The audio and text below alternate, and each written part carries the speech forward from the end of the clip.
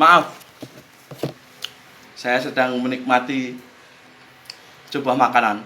Maaf, saya akan kunyah dan telan dulu. Baik, selamat pagi Bapak Ibu Saudara yang terkasih dalam Tuhan. Bagaimana kabar panjenengan semua? Maaf, saya masih sambil mengunyah.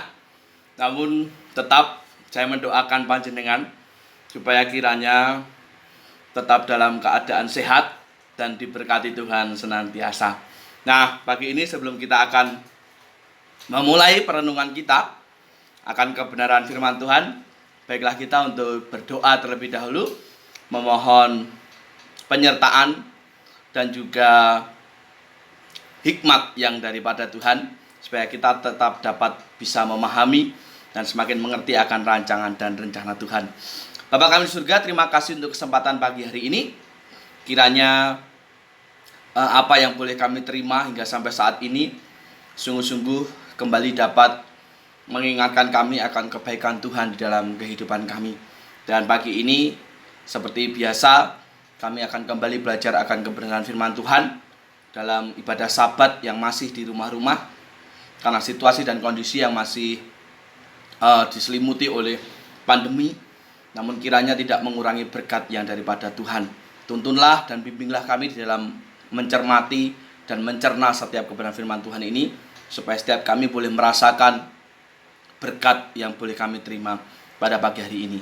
Terima kasih Tuhan, di dalam nama-Mu Tuhan kami Yesus Kristus, Tuhan dan Juru Selamat kami yang hidup, kami berdoa dan mengucap syukur. Amin. Kembali saya menyapa, selamat pagi Bapak Ibu Saudara yang terkasih dalam Tuhan. Barusan yang saya makan itu adalah ayam goreng. Tidak perlu saya sebut mereknya, karena saya tidak sedang promosi, apalagi sedang pamer. Yang saya maksudkan adalah begini. Ayam goreng yang saya makan itu tentu ketika dia masih hidup berasal dari hewan yang pastinya ayam atau pitik kalau orang Jawa katakan. Apakah itu pitiknya pitik Jawa, pitiknya itu pitik horen, pitik peternak dan lain sebagainya jenisnya, tapi namanya tetaplah pitik. Namun ketika ayam atau pitik ini disembelih dan mati, dia bisa berubah dengan berbagai macam manfaat. Bisa menjadi ayam goreng seperti yang saya makan, bisa menjadi sate ayam, bisa menjadi opor ayam, bisa menjadi gulai ayam, dan bisa menjadi berbagai macam olahan ayam yang lainnya. Namun tetap ketika dia masih hidup, namanya tetaplah ayam. Jadi ini berbanding terbalik dengan yang namanya manusia, yaitu kita. Ketika kita masih hidup, kita memiliki nama yang berbeda-beda. Saya Julius, ada istri saya Priscilla, saya punya anak Ava juga Sifra, dan masih punya om, tante, bude, ibu, bapak, yang tentunya namanya juga berbeda-beda. Dan profesi kami pun masing-masing.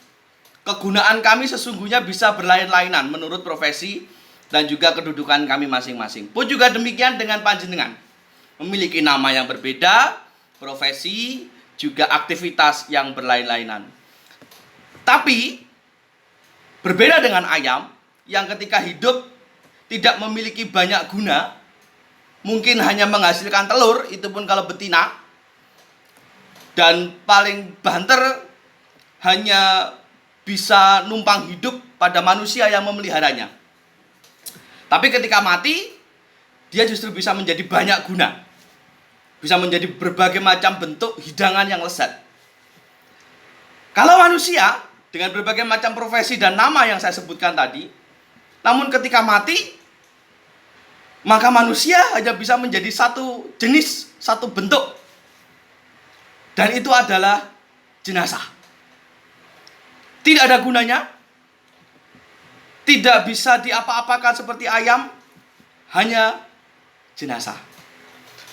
Maksudnya apa? Bahwa kalau selama kita hidup tidak memiliki guna, tidak memiliki dampak, maka kita tidak akan lebih dari seekor ayam. Tidak akan lebih baik dari seekor ayam yang meskipun ketika dia hidup hanya bisa bergantung kepada orang yang memeliharanya, tetapi ketika mati justru bisa menjadi berkat, menjadi dampak, membuat kita kenyang, membuat kita menjadi puas karena menikmati hasil olahan dari dagingnya. Manusia ketika mati menjadi jenazah tentu tidak bisa dibuat ingkung, tidak bisa dibuat sate, tidak bisa dibuat gulai, apalagi dirica-rica. Itu tidak mungkin. Maka daripada itu, selama kita hidup, mari kita menjadi berkat, supaya kita tidak lebih buruk daripada ayam. Yang artinya, ketika hidup sudah tidak menjadi berkat, apalagi ketika kita sudah mati.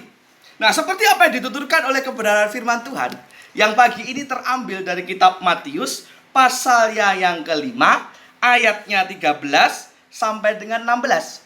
Matius pasal yang kelima ayat 13 sampai 16. Begini kata firman Tuhan berkaitan dengan judul perikomnya, yaitu garam dunia dan terang dunia. Kamu adalah garam dunia. Jika garam itu menjadi tawar, dengan apakah ia diasinkan? Tidak ada lagi gunanya selain dibuang dan diinjak orang. Kamu adalah terang dunia.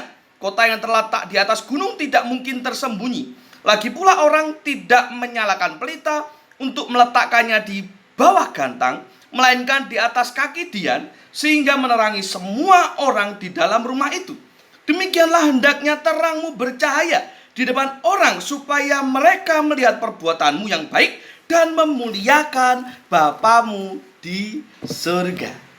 Seri khotbah di atas bukit yang disampaikan secara langsung oleh Tuhan kita Yesus Kristus mengajarkan kepada kita supaya kita bisa menjadi garam dan juga sekaligus terang dunia.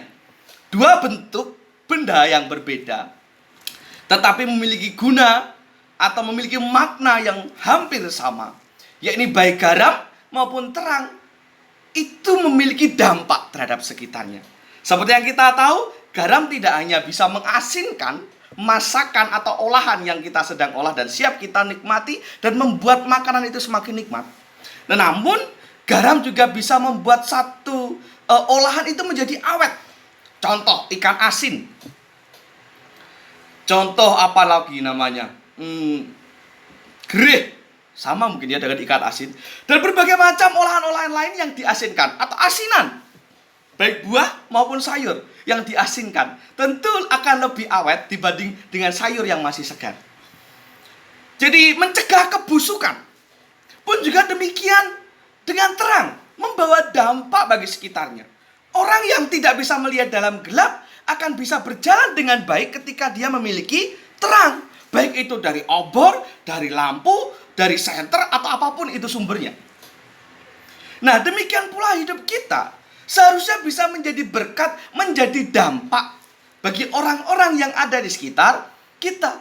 Terlebih di masa-masa pandemi seperti sekarang, kehadiran kita dibutuhkan. Dimulai dari keluarga, seperti yang pernah saya katakan dalam beberapa khotbah saya yang lalu. Jadilah dampak yang memberkati orang-orang sekitar kita.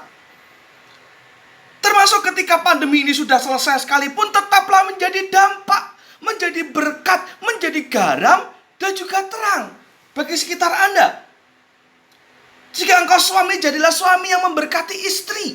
Jika engkau istri, menjadilah istri yang memberkati suami. Jika engkau anak, jadilah anak yang dapat menjadi berkat bagi orang tuamu, yang menjadi sumber kebahagiaan bagi orang tuamu. Dan jika engkau orang tua, juga jadilah orang tua yang menjadi berkat, menjadi teladan bagi anak-anakmu. Selama kita hidup, mari kita terus berkarya untuk dapat menjadi berkat bagi sesama. Bukalah matamu, bukalah hatimu, dan lihatlah sekitarmu. Dan perhatikan dengan seksama. Dan lihatlah bahwa kehadiran kita dibutuhkan oleh sekitar kita. Jika engkau mampu, jika engkau memiliki sedikit saja berkat, bagikanlah kepada orang-orang sekitarmu. Atau seperti yang saya ingatkan dulu, jika ada saudaramu, tetanggamu, rekanmu atau saudara terkasih dalam satu jemaat yang berjualan, belilah walaupun hanya satu produk. Karena itu akan menjadi sangat berarti bagi mereka. Kesimpulannya adalah, mari kita menjadi lebih baik dari seekor ayam yang walaupun ketika kita mati, kita hanya akan menjadi jenazah. Namun setidaknya selama kita hidup, kita memiliki fungsi, kita memiliki guna, dan menjadi berkat bagi sekitar, bagi sesama, dan terlebih bagi pelayanan Tuhan kita Yesus Kristus. Kita akan berdoa untuk mengakhiri firman ini. Terima kasih Tuhan untuk berkat-Mu malam hari ini. Kiranya Tuhan yang akan mengubahnya menjadi berkat di dalam setiap hati kami dan hidup kami masing-masing. Dan sekali lagi kami berdoa untuk setiap jemaat-Mu, supaya kiranya Tuhan menjadikan mereka sebagai saluran berkat bagi setiap orang yang di sekitarnya mereka. Setidaknya melalui senyum, melalui sapa yang ramah, melalui hati yang tulus untuk bertegur sapa dengan yang lain, bahkan saling menguatkan setidak-tidaknya dalam doa kita masing-masing di rumah, dengan mendoakan saudara, dengan mendoakan sesama jemaat, dengan mendoakan tetangga dan lain sebagainya. Biarlah kami tetap menjadi saluran berkat sebagaimana adanya kami dan sebagaimana seharusnya kami hidup di dunia ini. Mampukan kami dan pakailah kami menjadi tangan Tuhan yang memberkati dunia ini. Terpujilah nama-Mu Tuhan. Dalam nama-Mu Tuhan Yesus Kristus kami berdoa dan mengucap syukur. Amin. Selamat pagi, Tuhan Yesus memberkati dan Shalom.